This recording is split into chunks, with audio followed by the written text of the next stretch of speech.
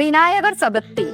விநாயக பெருமான் எல்லா தடைகளையும் நீக்கி நமக்கு வெற்றி சந்தோஷம் தரும் கடவுள்.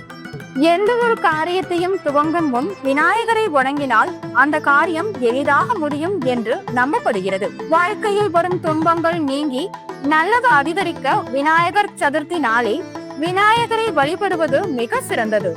வீட்டில் வைத்து வழிபட்ட விநாயகர் சிலையை நீரில் கரைத்தால் துன்பங்களும் கரைந்து போகும் என பழமொழி உள்ளது. புராணங்களின்படி ஆவணி மாத வளர்பிறை சதுர்த்தி அன்றுதான் விநாயக பெருமான் அவதரித்தார். இந்த ஆண்டு அந்த நாள் ஆகஸ்ட் 27ஆம் தேதி புதன்கிழமை வருகிறது. சதுர்த்தி திதி ஆகஸ்ட் 26ஆம் தேதி பிற்பகல் 2:22 மணிக்கு துவங்கி ஆகஸ்ட் 27ஆம் தேதி மாலை 3:52 மணி வரை நீடிக்கும். அதனால் அன்றைய தினம் மாலை 4 மணிக்குள் பூஜை முடித்திட வேண்டும். சதுர்த்திக்கான தயாரிப்பு அதற்கு முந்தைய நாள் செய்ய வேண்டும்.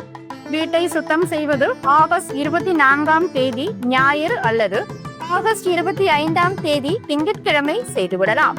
ஆகஸ்ட் 26ஆம் தேதி நல்ல நேரத்தில் மண் விநாயகர் சிலையை வாங்கி வீட்டில் வைத்துக் கொள்ள வேண்டும். வீட்டில் ஒரு பலகையில் கோலம் போட்டு வாழை இலை விரித்து அதன் மேல் பச்சரிசி பரப்ப வேண்டும்.